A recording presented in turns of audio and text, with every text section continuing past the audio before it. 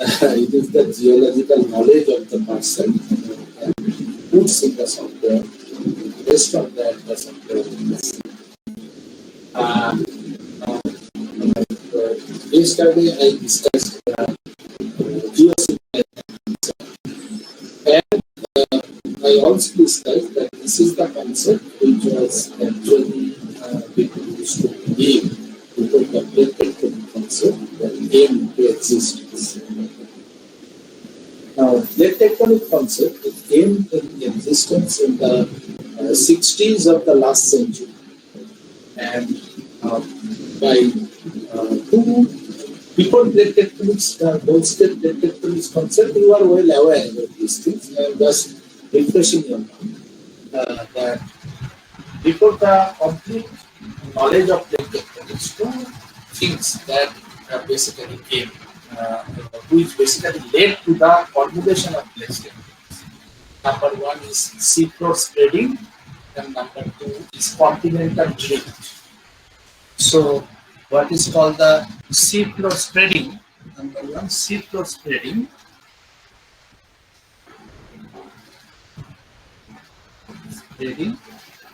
And number two, continental drift.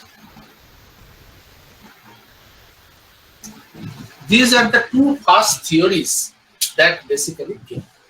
The seafloor spreading, that was first from the British laboratory of Raincon, a famous geophysicist whose name is Raincon.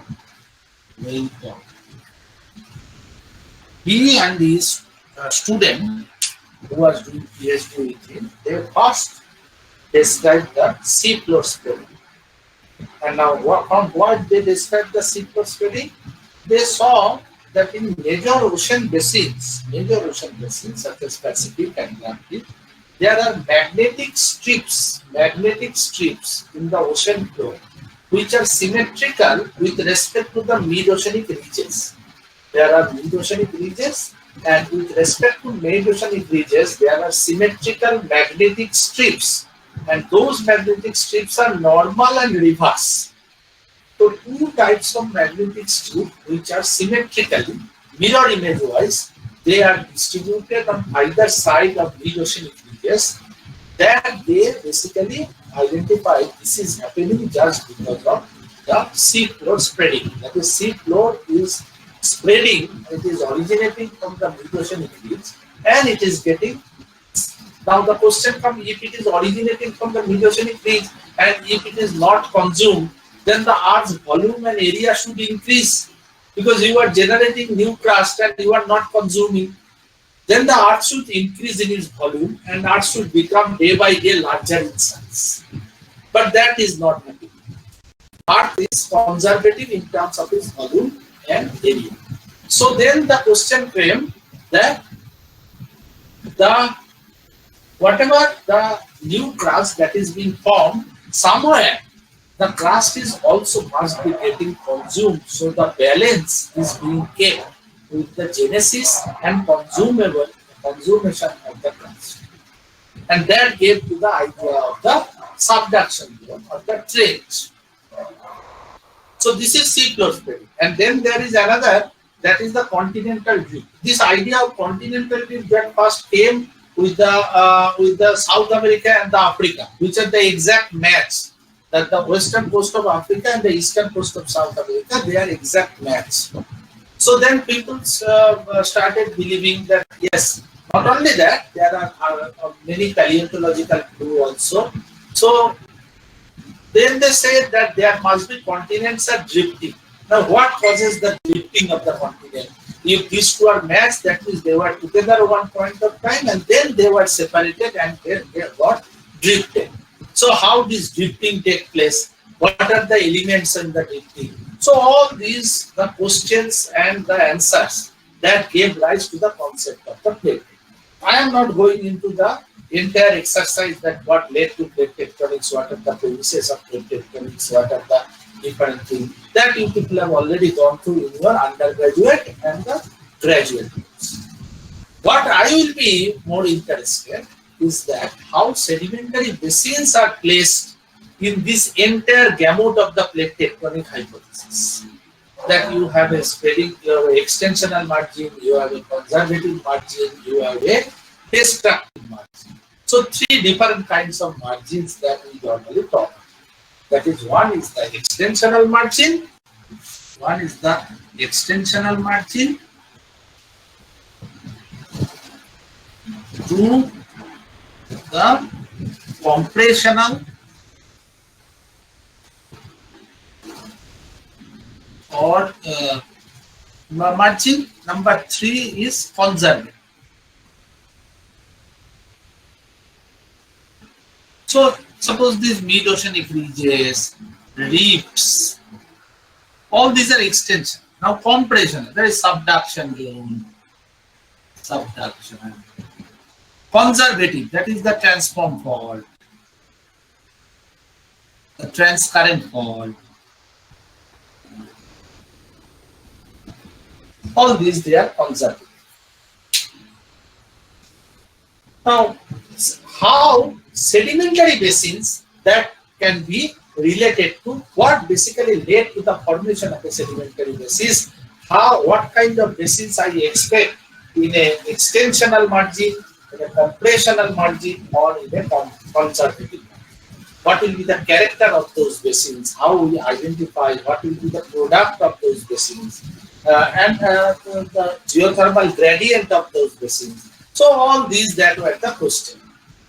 And then the people called Dickinson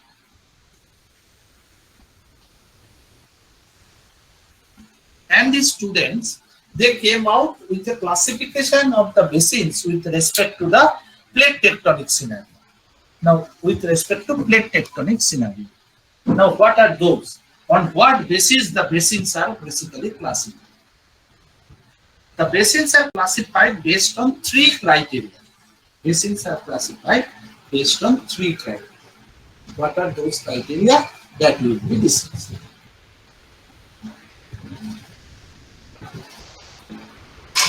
Number one, whether the basin in continental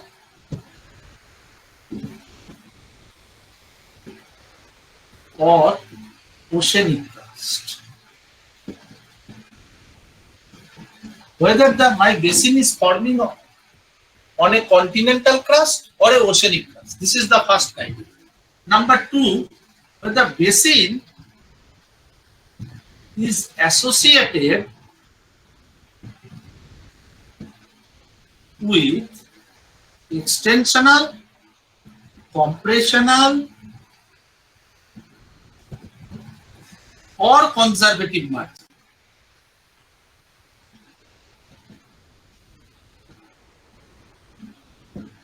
Or conservative margin.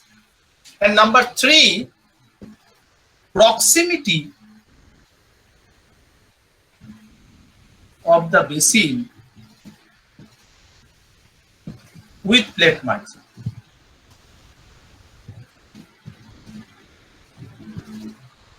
These are the three criteria.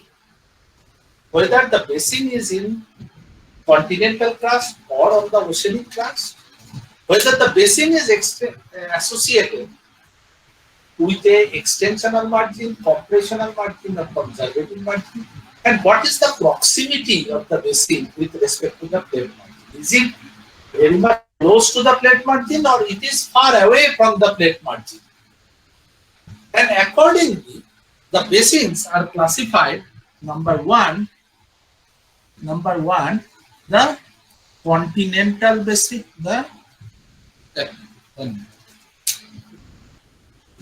basins are classified to number one, intracontinental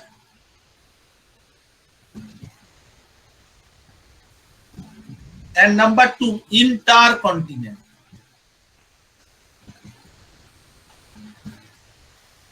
Intracontinental and intercontinental. That is within a continent or at the margin of the continent. At the margin of the continent. That is how the basins were then classified. So we will discuss that. First we start with the intracontinental basins.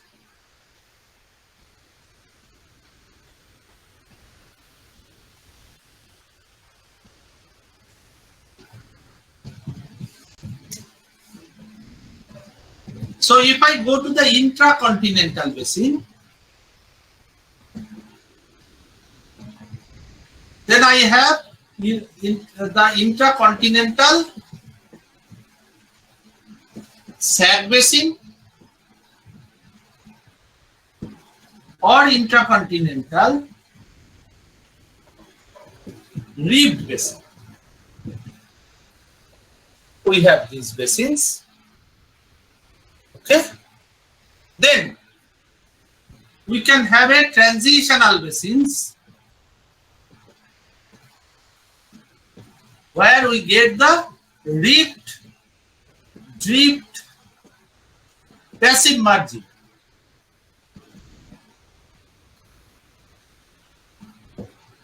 This transition, that is the transitional basin, that reef, drift, and passive margin. And number 3, then we will have intercontinental.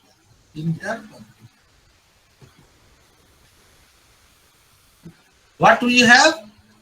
We have the basins related to subduction margin.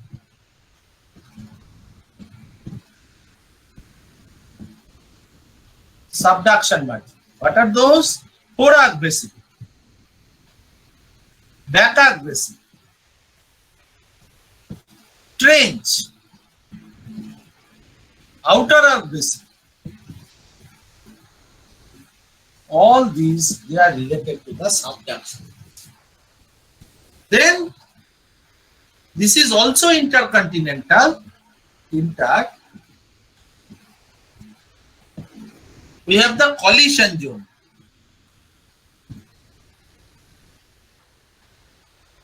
Basins. Collision zone basins. So then in the intercontinental, in the conservative margin,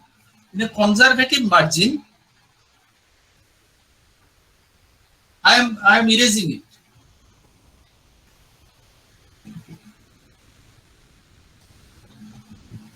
Intercontinental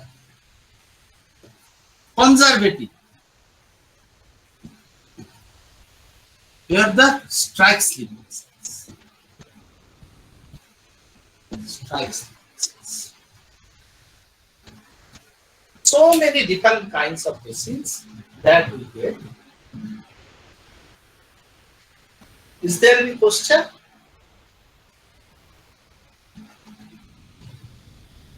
If there is any question, please ask me and stop me somewhere and ask the question. So there are different kinds of settings and there are different kinds of basins. We will start first with the intercontinental basin.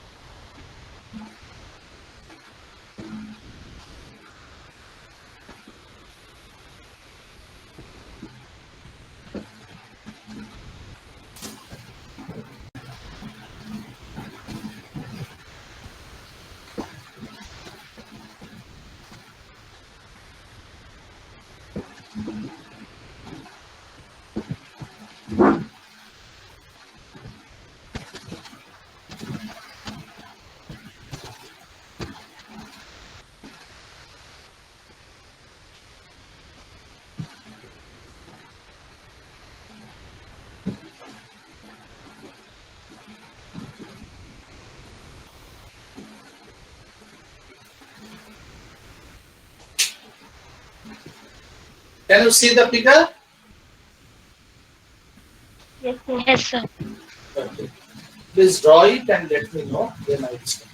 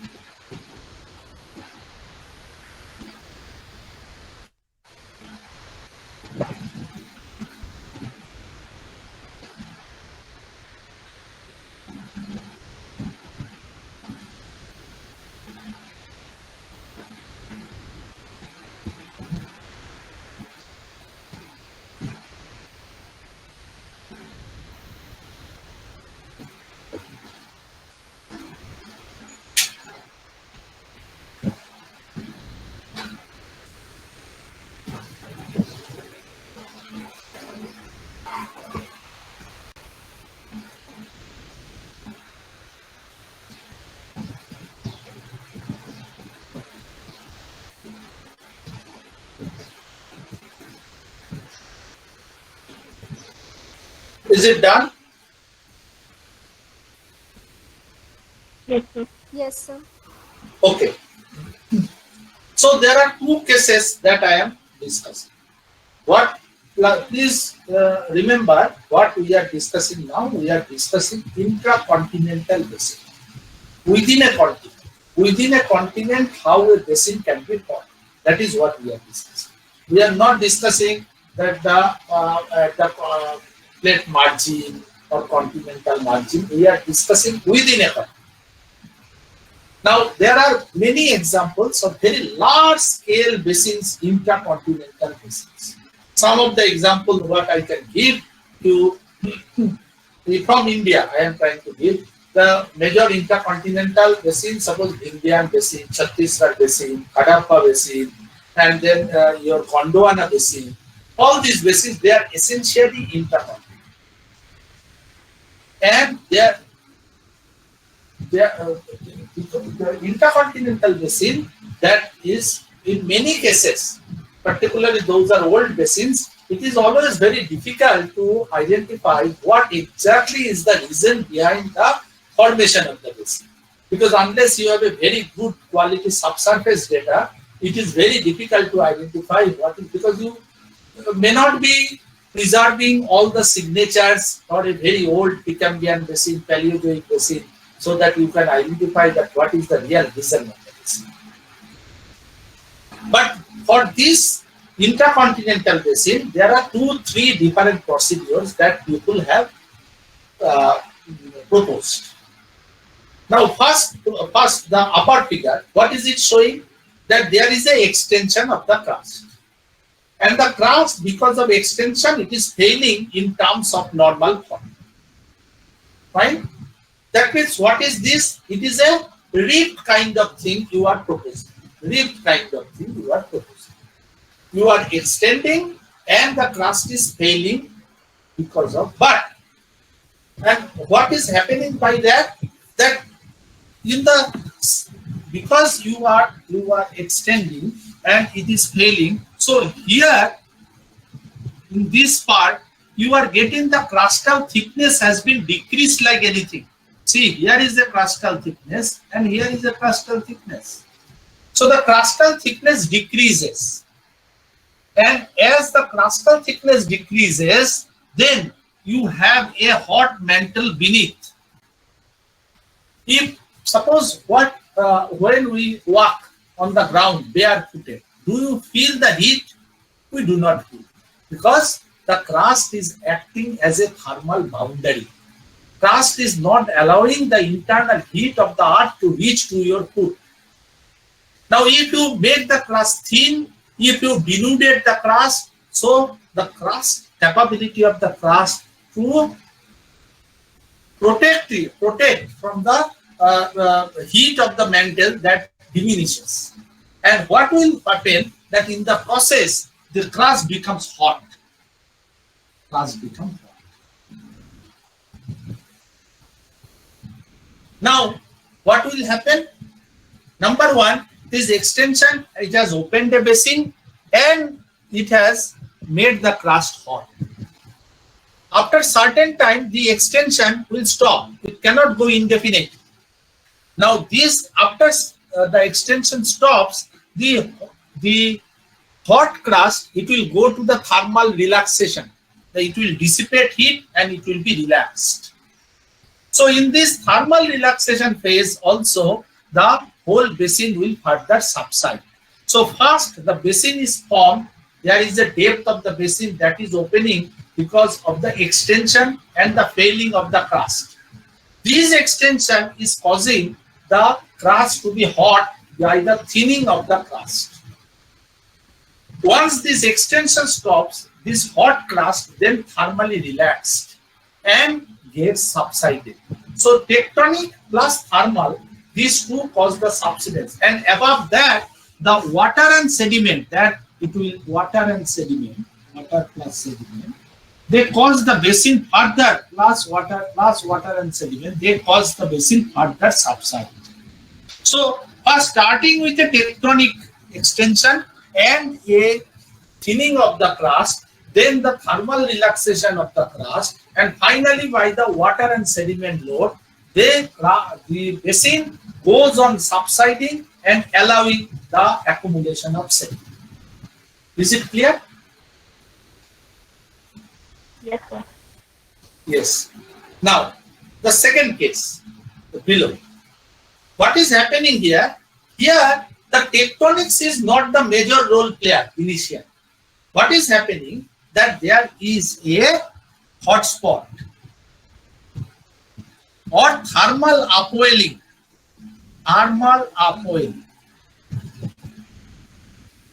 in the mantle, which is very common, the thermal upwelling. Now, what will happen when there is a thermal upwelling? How crust will be responding to it? There will be definitely a tendency for the crust to be extended.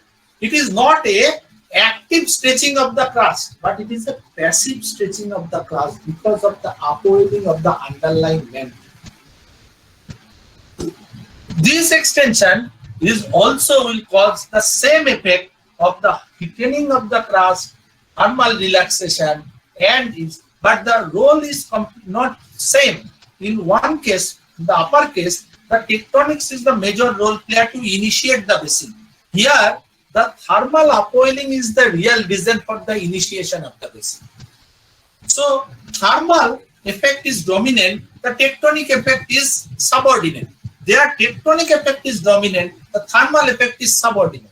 So, you see, either tectonic or thermal, both ultimately give you the same effect, that there will be a stretching, there will be opening of the basin, and then there will be relaxation and sediment and water load. But how it will be starting? It will be starting earlier by a tectonic stretching, or it is a thermal upwelling. That is the question, and that question needs to be answered by the studying the sediment pile and the nature of subsidence of the basin.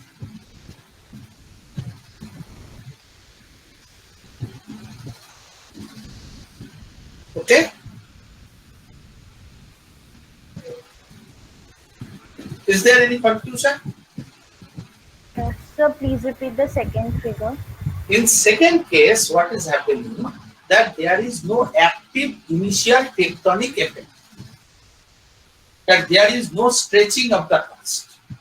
Okay, what is happening that there is a thermal upwelling in the mantle, thermal upwelling and the hotspot formation. Now, if there is a thermal upwelling, then what will happen? The overlying crust, it will also experience a kind of stretching. It is not active stretching, but it is a passive stretching. Because of thermal upwelling, the crust is experiencing a stretching. And then the crust will again try to fail, but the expression of the failing, that will be not as strong as the first time. Now, here again, the crust will again become hot. It will go to thermal relaxation. Then there will be sediment and water load. So that will continue the subsidence in the basin. There will be thermal relaxation, everything. But the thing is that here the tectonics initially didn't trigger the whole effect. It is the thermal perturbation by the mantle upwelling that is triggering that. Okay, sir. There is a third process, what people also believe, third process. This is number one, number two, and people also believe when people do not get any of these features, no major faulting they are getting in the basement to initiate the basin, even they do not get the major signature that can support that there is a mantle upwelling at that stage. Nothing of this sort they are getting in a basin. There are examples where nothing of this sort is very clear in the basin. Then people have found one more explanation. What they say that some of these basins, they are actually developing in a, I am writing it. I can erase the figure. Yes, sir. Yes, sir.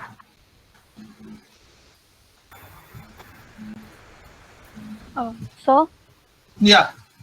तो river rifting का case आप थोड़ा सा explain कर सकते हैं? So active type होगा कौन वो सा? या फिर sir river rifting? Sir reverse में भी तो बेस पे रिफ्टिंग होती है. River. Yes sir river. River rifting is nothing. If there is a rift and the river is affected by that, that is river rifting. There is nothing called river rifting.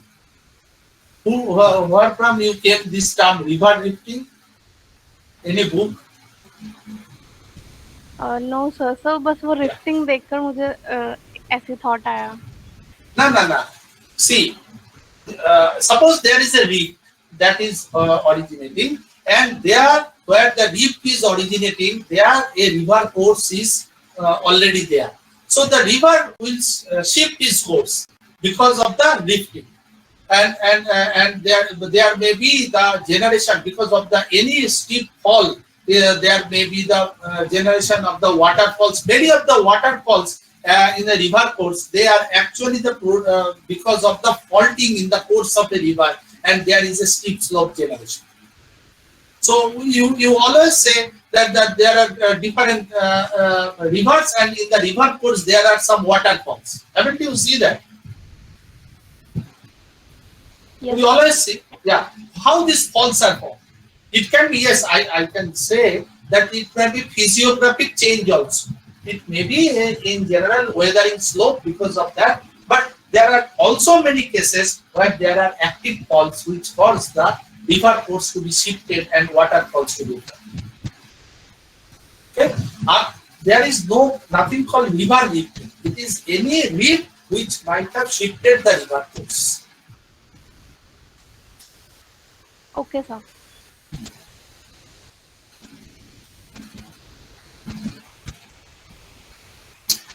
The third reason, what I was just sharing with you, that people say that when none of this signature is very clear, that the rifting, the active fault systems are not very clear, or the upwelling signature, that is also not very clear, then people have asked for that these basins are basically generating over the cold slab in mantle.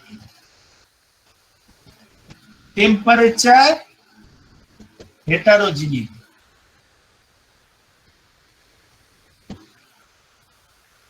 Old extinct subduction zone. This is another theory that people advocated. What is this theory? They are saying possibly there was a old subduction zone when the cold crust has been subducted. Cold crust has been subducted. Now this subduction zone is dead and there is nothing that subduction. And the subduction zone is now a part of the continent because the continent collision and then the entire thing now become a single continent. This is quite possible because as you know that in the earth there are repeated supercontinent amalgamation and fragmentation. Now, if you see the history of supercontinent, the supercontinental construction is dated back to the early Paleoproterozoic or late Archean. Right from the late Archean to early Paleoproterozoic, what we call the Nuna, Atlanta. Then this was the earliest supercontinent that people talk about, what they could make up. Then they say the Columbia. Then they say Rodinia. Then they say Gondwana. And then Pangaea. This is the supercontinent cycle that they, and these supercontinent cycles they operate in hundreds of million years scale. First order cycle. This is called first order cycle. Supercontinent cycle. Now, suppose there is one supercontinent Columbia, and in this supercontinent, how this supercontinent formed? Because this supercontinent fragmented and the continental fragments, they again get assembled to form this supercontinent. So when one supercontinent will be fragmented and another supercontinent will be formed, so there will be the continent, they will get amalgamated. They will get amalgamated. Continent will get amalgamated. So what was there at the margin of this continent? There were subduction zones. The ocean in between, they will be closed, and the continent, they will be docked with one another to form the supercontinental structure.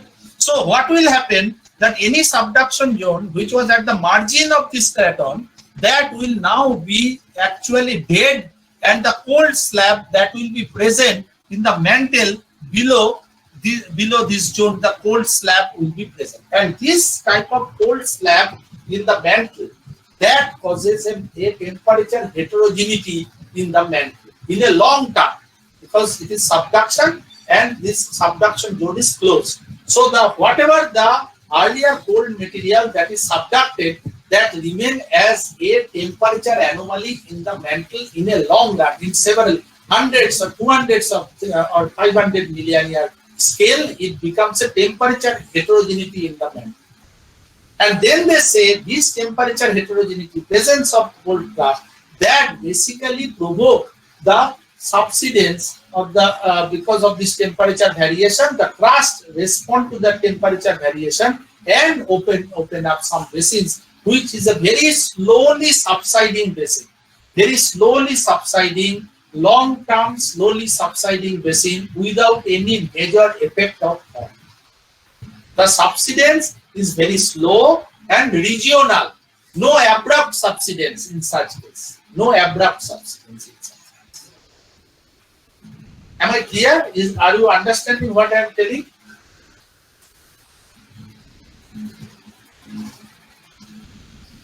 It is little difficult to apprehend, but just try to understand, and please ask me question if, so that I can clarify them. So after temperature heterogeneity occur, and then how subsidence would take place. Yeah, absolutely. This is because of the hot and the cold part. They will be responding in the thermal structure differently. The cold part is already cold. The hot part of the mantle, that is, see, always there is a dissipation of heat from the earth. This dissipation will be at different rate. So when the dissipation is of different rate, definitely the crust will be responding to that. Okay? Yes. So these are the three major what would say the process that people have advocated for the intercontinental basin. Now, what will be the product of this intercontinental basin? The product of the intercontinental basin will be, some of the examples are just I discussed with you, the Indian basin, Chhattisgarh basin, then Africa Chad basin, in the Australia there is Amadas basin, you get the similar basin in the US, you get in Canada, you get in South Africa. So everywhere you get this sort of basins. And then these basins are mostly, it will be represented by the continental and shallow marine succession. Continental and shallow marine succession. They normally, this kind of basins, this intercontinental basin, they show a circular isopack pattern. Circular isopack pattern. You know what is isopack? That is, if you have the same thickness, or the different thickness of the same unit at different parts, the thickness plot of the same unit. So if I have a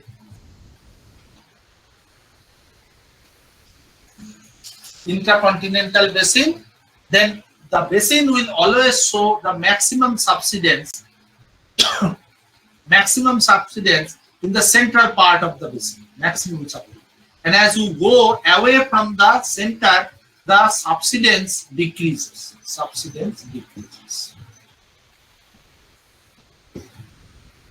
This is number one. Number two, the basin either can have the one direction of sediment supply or can have multiple direction of sediment supply, depending on the local physiography.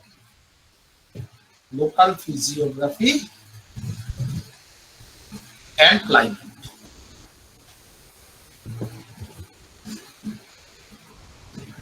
Mostly the sediment is continental and shallow.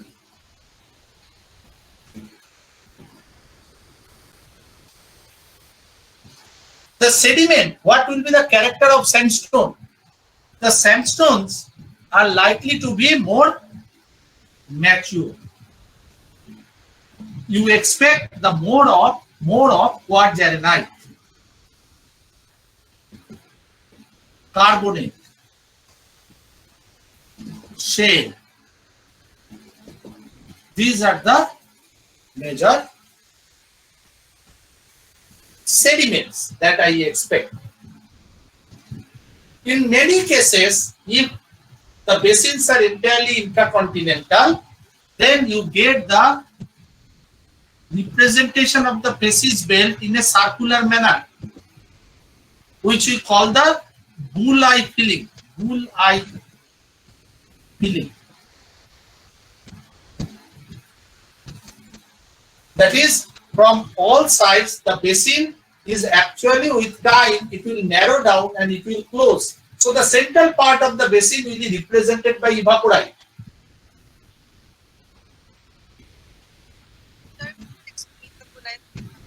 Hello? Explain the last term again. What I am saying that if it is an intercontinental basin and it is not really opening to the open marine condition, so the basin, if it closes, then it becomes the evaporating at its last stage, and then we call such kind of basin as a bull-eye filling.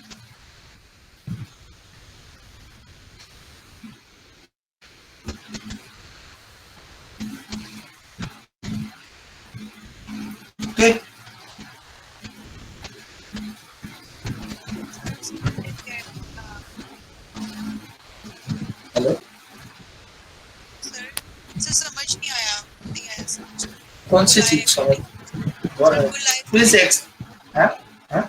sir bull eye filling समझ में नहीं आया Yeah.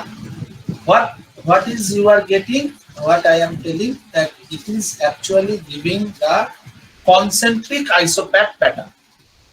So when you have a concentric isopath pattern and the central part is represented by evaporite, you can have the sandstone, carbonate and evaporite. So if I have this kind of a precise distribution in the basin, I have this kind of a precise distribution in the basin. This is basically the sandstone. This is basically carbonate, and this is evaporite. That is what they are referring, that we may call it a bull-eye.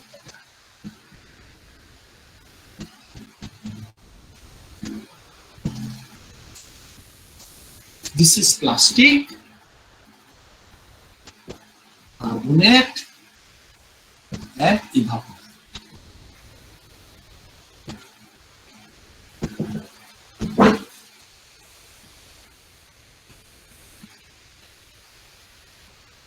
sir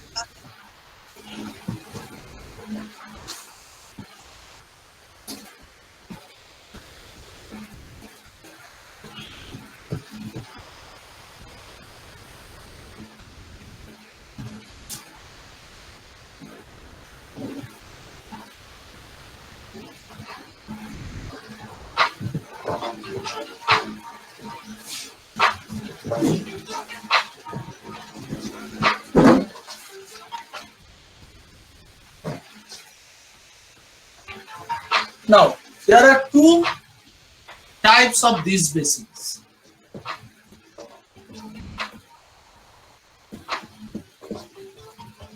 In some cases, the basins, they may have a ramp kind of shaping. That means you have a ramp. That is, the basin is starting from one side and then it is continuing. I am not getting the other end of the basin. What I have drawn here, when I am getting the all sides, the basin is bounded. But there is no guarantee that the basin will be bounded from on one side, or I will get the signature that the basin is bounded on one side. I am getting that the margin of the basin in one, and the other portion I am not getting the margin, it may be in the subsurface. So then we call it as a ramp type basin.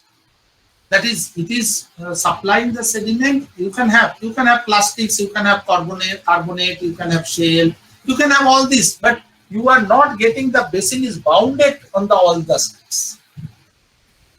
Or you can have that the basin has a seal, that you have a basin and there is supply, but there is a seal and it is not, the basin is still continuing at the beyond it.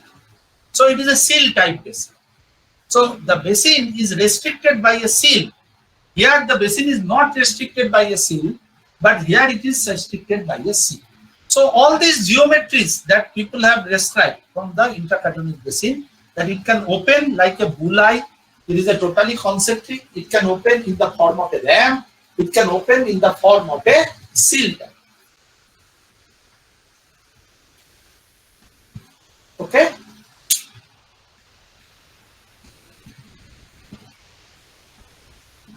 Now we will discuss the proper reeved basin. Reeved basin.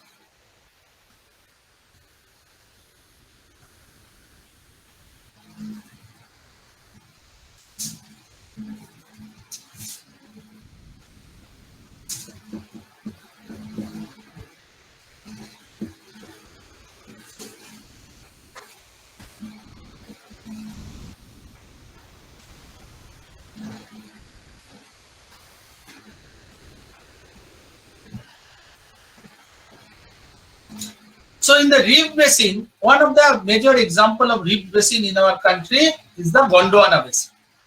Okay, Gondwana is a continental reef basin. Now what do you get? That reef basin, it is bounded by the normal faults. So you can have a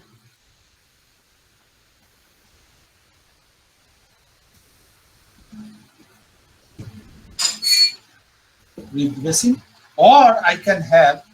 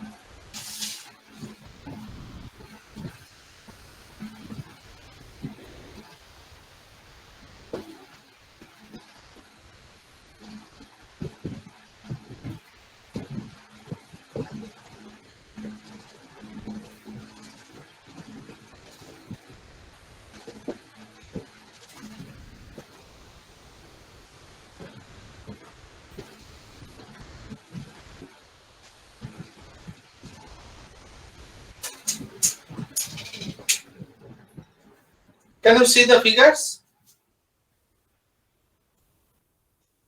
Yes, yes.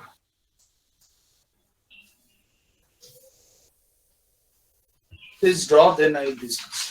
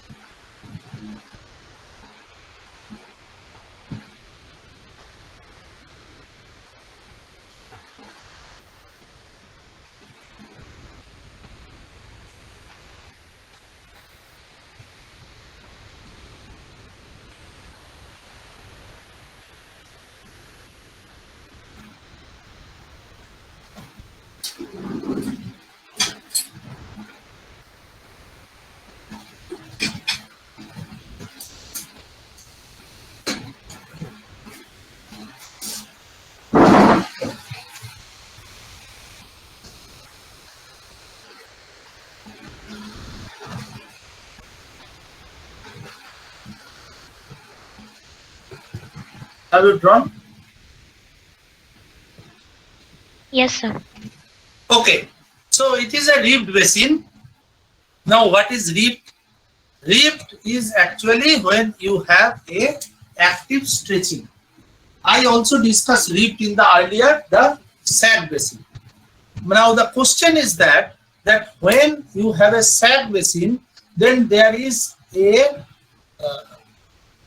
when we call it a sag basin, we do not directly call it a rift basin. Even all the sag basin, it starts with a rift. But the question then we ask that how much is the role of faulting and the stretching in the basin development? What is the relative role of it? If we find the relative role of fault and the basin formation, that is very, very dominant. And that is very, very clear in the sedimentary product of the basin, the role of fault. Then we call it a definitely a rift basin. If we cannot get the role of fault very high in the basin, that how we identify, suppose there is a rift basin and the fault is playing a very dominant role, then what kind of sediment I expect? I expect that the sediment should be arcosic, because you have the tectonically very agile your hinterland, and that is a continuously tectonically jarred, and it will supply sediment to the first cycle sediment, that is the arkose. But if you do not get the arkose in a major contributor in your basin succession, how can you relate that the rift that the fault has played a major role?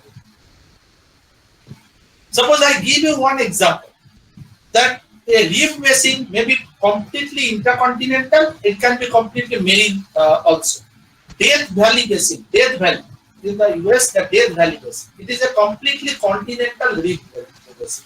And Caraigo Basin, that is a the marine rift basin. Now, whether it is a rift, or continental, or a marine, it is immaterial. What I am basically concentrating on, that it is a basin which is formed by the active stretching. It can be in a continental plate, it can be in a marine plate. There are examples of a continental rift, there are examples of a marine rift. Death Valley, Caraigo Basin, all these are examples of the rift valley. In our country, we have the Gondwana.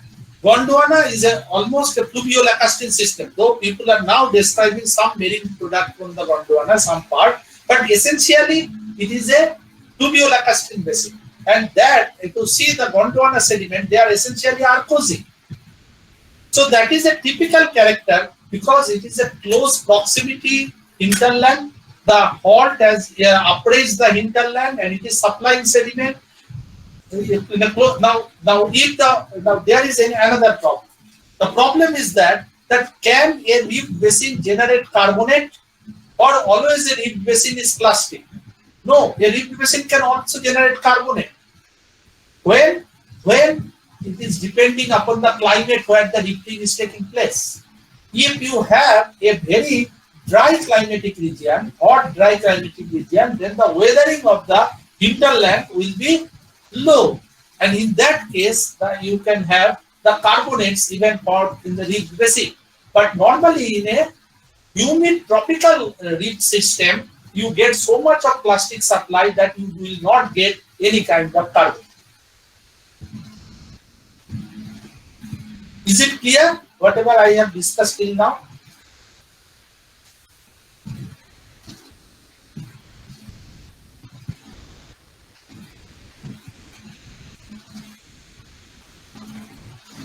Hello?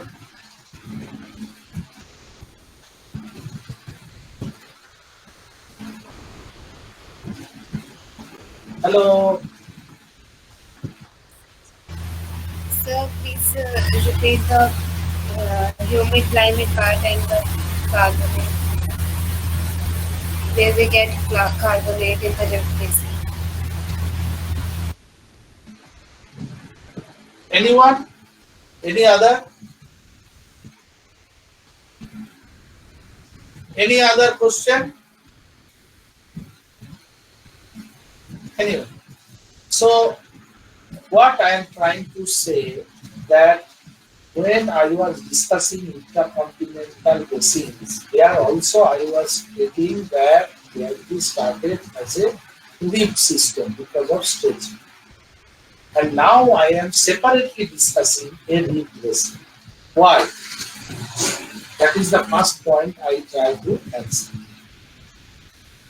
Any stretching in the earth crust, unless I have an extension, it is difficult to form a kind of veiling of the crust and the extension of the crust. Now, question is asked that how much role fault has played in the sedimentation pattern of the basin. The answer is, if I create an active role of fault in the sedimentation pattern of the basin, and we get the basin, because when there is a reef, there will be the formation of graben and the horst. So if I can actively make out that a basin is giving me a graben horst structure, in some portions the basement is high, and other portion the basement is low, and where the basement is low, there the sediment is accumulating. So then I can make out, yes, I am seeing a reef basin, and the sediment pattern should also confirm. What should be the sediment pattern in a reef? The reef, because it is a fault control and there is a upliftment of the basement because of the fault, I should expect more of arcosic sediment, more of feldspar in the sediment, and it should be the first cycle sediment. But if I see that the arcos percentage is very low, I am more getting quaternary. Then why should I say that it is a proper reef? Even the stretching and lifting may have a role, it will not have a very major role. Now, what I was saying, that a reef can be formed in an entirely continental setting. A reef can be formed in an entirely marine setting. There are examples also I have given. The Death Valley Basin in US is an entirely continental basin. I also gave you the example of Indian Gondwana, which is more or less totally represented by the floodplain channel system, channel floodplain system. These are continental, essentially continental. And I gave you an example of Caraigo Basin, which is a marine reef basin. So reef means that is a stretching. Now stretching can be in a continent, stretching can be in the ocean. Wherever you get the stretching, you get a reef. Now, why the stretching is happening, that is different story at different places. Somewhere actively in the crust, the stretching is happening. Somewhere, suppose sometimes we say that the back arc reef. Then why the reefing will happen in the back arc? In a subduction zone, which is a compressional, there I can have an extensional setting. I will discuss that why extension can come even in a subduction zone, which otherwise is a fully compressional system. It is a very complex system. It is extremely complex. And then you have to understand it in detail. Now again I was saying that the reef, what will be the major sedimentation pattern in a reef? This will be mostly in a continental reef. We will have a pluvio-lacustrine system. Okay. Now, can a reef also generate carbonate? That was my question. Yes, there can be carbonate deposition in a reef as well. When the reef is forming in a very dry climatic zone. In a dry climatic zone, despite there is faulting, despite there is the upliftment of the basement, that the rate of weathering and the erosion will be very low because of lack of water and the lack of weathering reaction. In that case, if the supply of the plastics in the basin becomes low, then you may get even the carbonate in the basin. People have reported that they got in a reef. But otherwise, when a reef is in a tropical humid climate, when the weathering reactions are very high, there you will expect a large amount of sediment that will be supplied, and the supply of the sediment will be in the form of fluvio-lacustrine system, which we get in our groundwater. It's a deep system.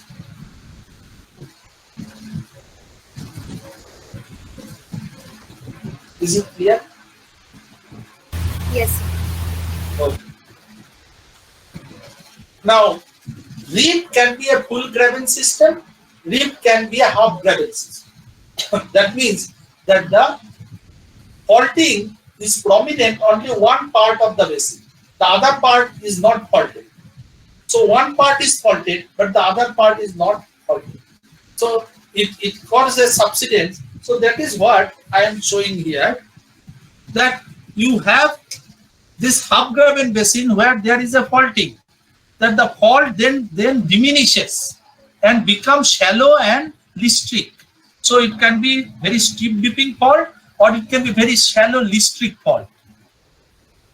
And the fault decays from the largest, most largest displacement, and the displacement amount also decreases and the fault decays. So I have a basin which is something like this. From here there is no basin, so you have generated a basin here. In that case, you have a half graben basin. So this is a model which is given by Leader and Gothro. Leader and Gothro. They gave this model of the half graben basin, where this side of the basin is faulted and this side is not faulted. So this is the fault. And if this is the fault, then this is the hanging one. And this becomes the foot one. What will be the geometry of these basins? These basins will be asymmetric. Asymmetric. And their depocenter will be very close to the footwall boundary. Depocenter very close to footwall boundary, because that is the maximum subsidence place. Maximum subsidence. There is an asymmetric basin. If I draw a isopack, the isopack pattern will be something like this. Something like this. This will be the isopack pattern. The thickest portion will be near to the footwall boundary. The footwall boundary. And what are the type of sediment I expect in that kind of situation? That is the question. What they say, that the footwall, from footwall, we will get the supply of fan delta. Fan delta.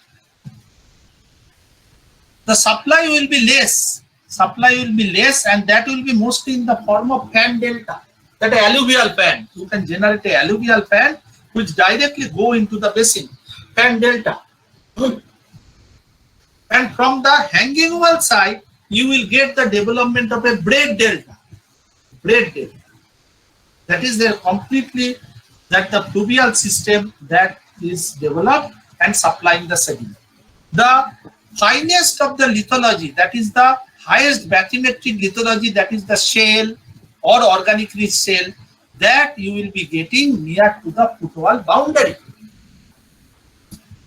Commonly in a rift basin, the geothermal gradient is always very high, because you are getting the stretching and the geothermal gradient becomes high. And if there is a good productivity in a rift basin with a high geothermal gradient, then many cases rift basins become a prospective basin for both coal and petroleum. Both coal and petroleum.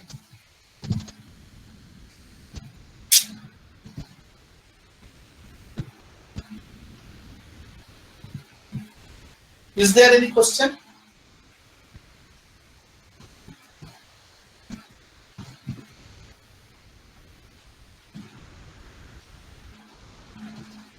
What I am saying, in a half graben basin, the the one side of the basin it is bounded by fault. Whereas the other side of the basin, that is, there is no fault control. It is a normal margin. Now, what kind of supply I will get from the hanging wall and the foot wall? There will not be a similar kind of supply from the hanging wall and the foot wall. From the foot wall, because it is a steep slope, I may get a kind of alluvial fan. I may get a kind of alluvial fan, and that fan can directly merge with the rift basin. If the basin is a lacustrine, it can be a lacustrine. A rift basin can be lacustrine, or at cases it may open and it can become marine. We'll see. We'll show how it become marine.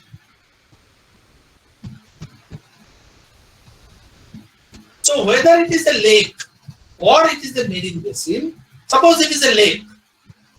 So in that case also a fan delta will form, a alluvial fan it will be. Now what will be the dimension of a rift basin? It can be a few hundreds of square kilometer area. Hundreds of square kilometer area. And on one side there is a fault, there is a high physiography, there is supply of the alluvial fan, and that alluvial fan is supplying the sediment into the basin, forming a fan delta. On the other side, you may get a normal boundary. Now, if I ask you what is the axis of the rift axis is going like this, because your stretching is this. If you have a stretching like this, the axis will be high angle perpendicular to the direction of stretching. This is the rift axis. Now you have one margin that is normal. It is supplying the sediment in form of the normal fluvial or the fluvio-lacustrine, and the other side that is the fan delta.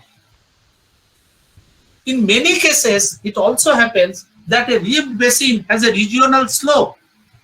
Suppose the entire basin has a slope in the regional, then all this sediment again will start flowing in the downslope direction. And there are lot of complexity in the rift basin. First of all, the rift basin is a segmental. It is because in different segment there can be the different sedimentation. There can be a mismatch between the two flanks of a rift. There can be a regional slope of a rift. So all this makes the rift basin sedimentation very, very complex.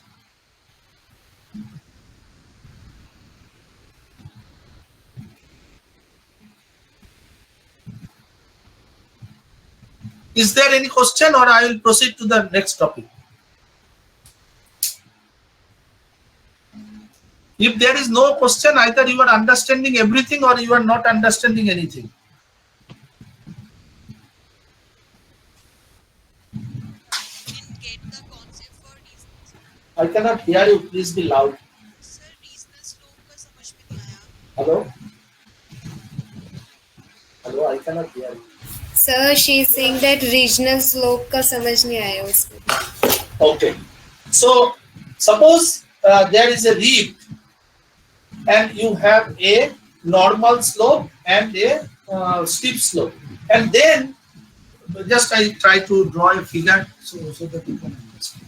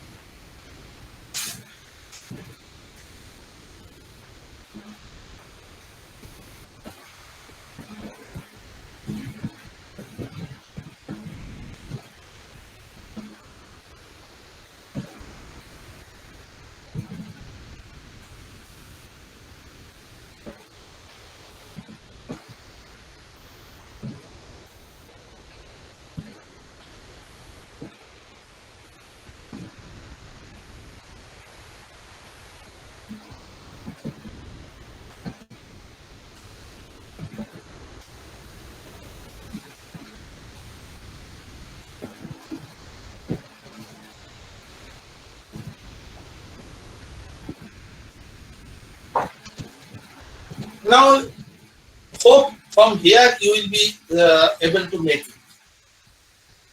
That you have a slope like this, there is a slope like this, and the entire basin has a slope towards this. It is tilted from this side, it is tilted towards this side. Then what will happen? The sediment will be supplied from here, sediment will be supplied from here, and once they reach into the basin, they will also try to move in the downslope direction. That is what is called a regional slope of a basin. That you can have two different slopes and there can be a regional slope.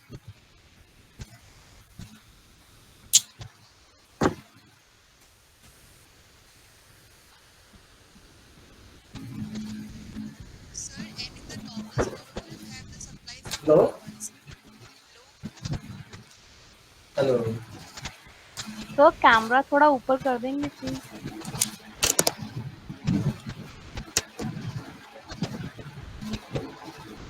Is it visible now? Yes sir. Okay. So what I'm saying that I can have a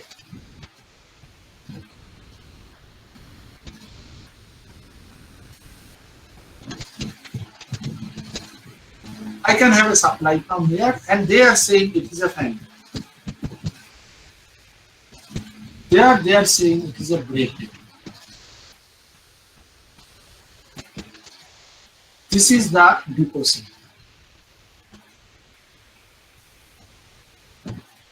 And there is a regional slope. And it is not that every time there will be a regional slope. There may be a regional slope. Not that every leaf will have a regional slope. If there is a regional slope, it will also come.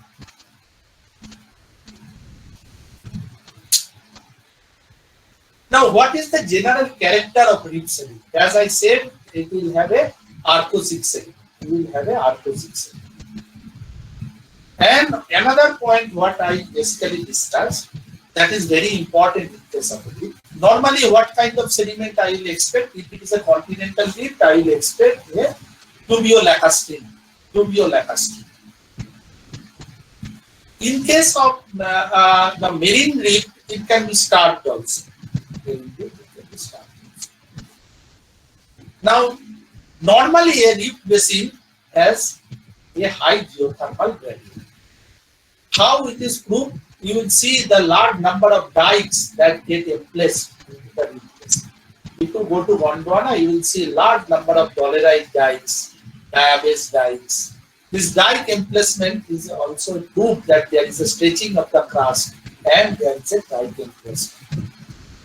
So normally, reef basins has a high geothermal gradient.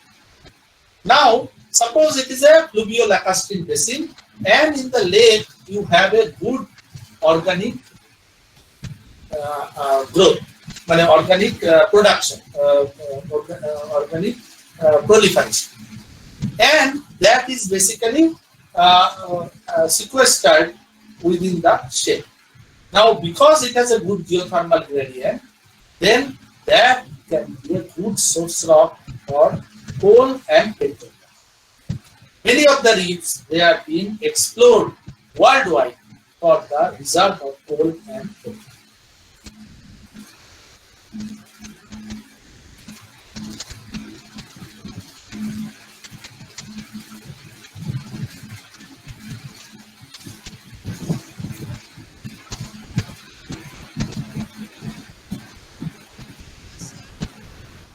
Hello. Sir, in the upper figure, you have written Huh? Please be loud. Please be loud.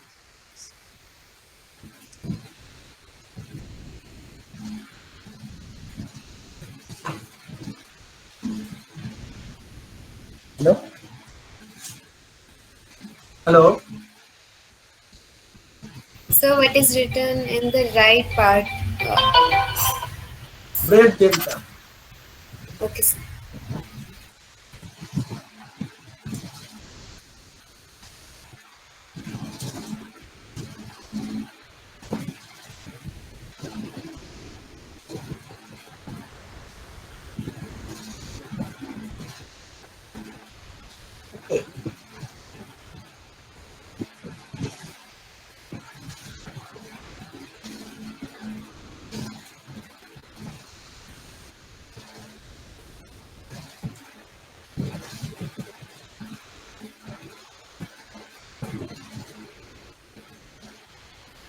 Now this rift sedimentology, that is a big, what I should expect if you see a sediment succession in a rift, how a fault system basically that act. Suppose you have a fault, I have a fault here. Now, you know all the faulting that is associated with the earthquakes also. Major fault is associated with the earthquakes also. And how we basically experience the earthquakes, that earthquake suddenly comes and then it doesn't come. There are some aftershocks and it decays. Okay? So if there is a faulting, so it will be very instantaneous, the displacement. And then you will have a long-term quiescence. That is the nature of the tectonics. That you have a fault and it is very instantaneous displacement, and then there is a long-term quiescence. So what you will expect, what kind of sedimentation pattern you will expect out of this asymmetric tectonic signature, that there is a instantaneous displacement and there is a long quiescence. That means the basin instantaneously will attain a depth because there is a instantaneous strong displacement and it will attain a depth. So very quickly you will basically getting the deeper water phases. As there is a instantaneous downward shifting of the block, you get the generation of the deeper water phases. But then when you have a long quiescence, then the hinterland will go on supplying sediment. There is no major, except for some thermal relaxation, there is no major subsidence for a long time. So what you will expect, that initially starting with the deeper water phases, it will progressively go to the shallower water. So progradational, that is shallowing upward cycles, that will be very common in a rift system. Shallowing upward cycles will be very common. Am I clear what I am saying?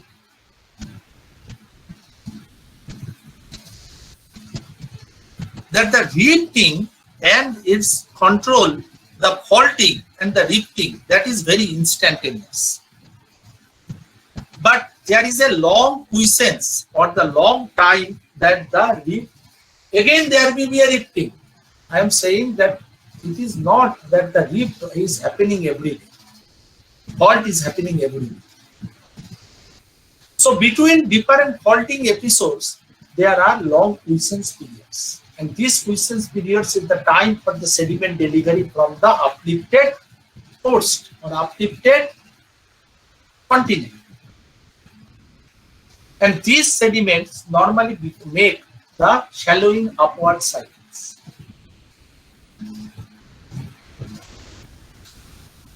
Okay? Fine.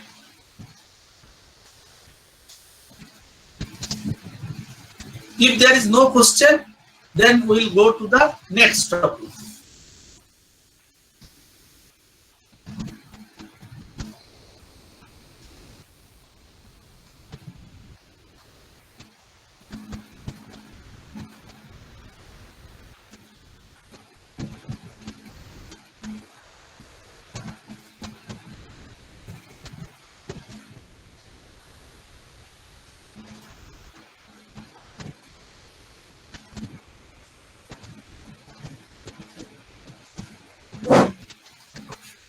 Now coming on to the rift drift system. Rift drift. Rift drift.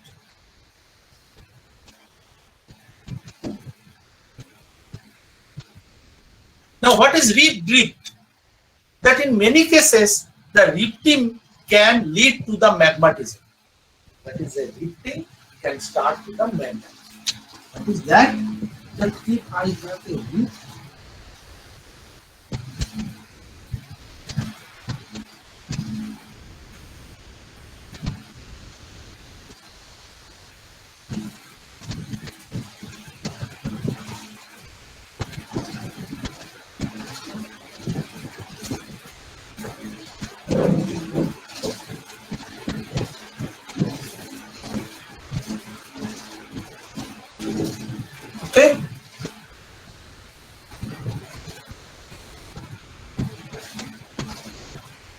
Rifting can generate, so the stretching becomes so much that not only thinning of the crust, finally the crust becomes fragmented and the spreading starts, the magmatism starts. So the spreading starts, and when the spreading starts, these two parts that will go away from one another and more separated from one another, and the ocean basin, that is what we call the proto-ocean basin. Proto-ocean basin will proto-ocean basin.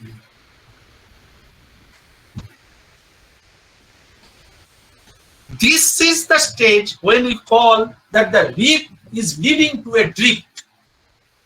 Reef is leading to a drift. That is what is called the reef drift transition. I am not going into detail of this reef drift, and then this drifted margin of the reef that finally become a passive margin. I am not going into detail today. I will detail it in the next class. That is the reef drift passive margin transition.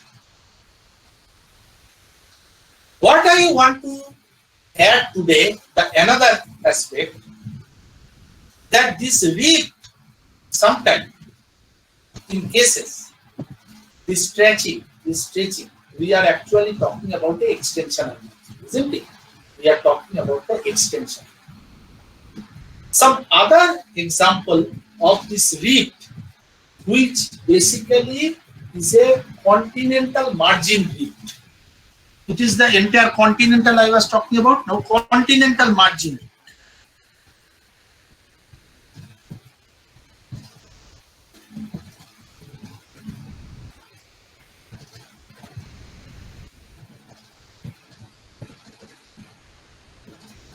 When the reef is in the continental margin and is associated with the hotspot, then you get the formation of triple junction.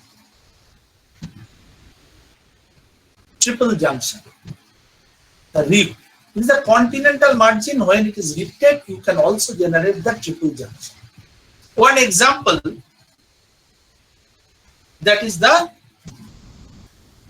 East African rift,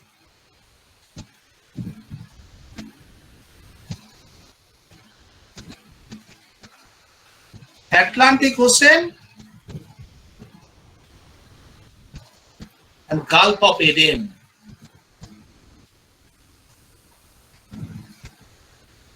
They form a typical triple junction. In one case, the East African rift, it has not opened. Not open. The other limb that has opened into a sea, that is Atlantic Ocean, and this one is only opened as a proto-ocean. Proto-ocean, that is Gulf of Aden. So when you see the East African rift, Atlantic Ocean, and Gulf of Aden, then you are seeing that the rifting forming a triple junction, and the three limbs of the triple junction, they are acting differently. One still remained as a continental rift, not at all opened the East African rift. The other portion that is opening in the form of a basin, full-scale basin, Atlantic, and the other limb that is only opened in the form of proto-basin that I was just discussing. That's proto-basin. Now this proto-basin may lead to a full-scale basin. That is what is the Atlantic, which is separating the South America and the Africa, which has opened to the. So that opening part, I will be discussing in the next class. That when the proto-basin will open to the full-scale basin, and how the passive margin will be. That I will be discussing in the next. Is it clear?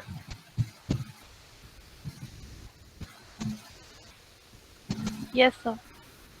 So when we are talking about reef, I should not be very close eye. That reef ऐसे ही होगा, reef ऐसे ही होगा. No, a reef can be of different variety. A reef can be continental, reef can be continental margin, reef can remain aborted. It can be aborted, what we call the olacogen. Olacogen. What is the olacogen? That is a aborted reef of a triple margin. You have heard the term olacogen?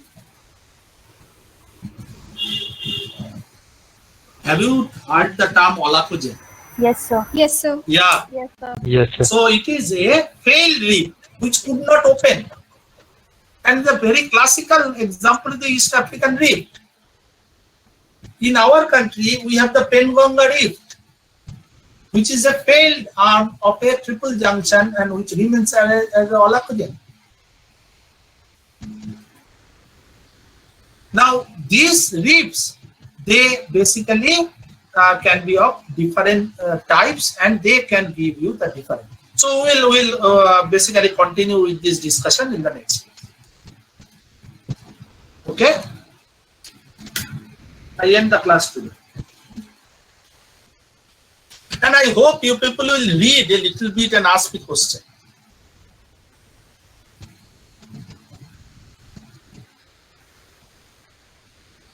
Okay, thank you. Thank you. Thank you, sir. Thank you, sir.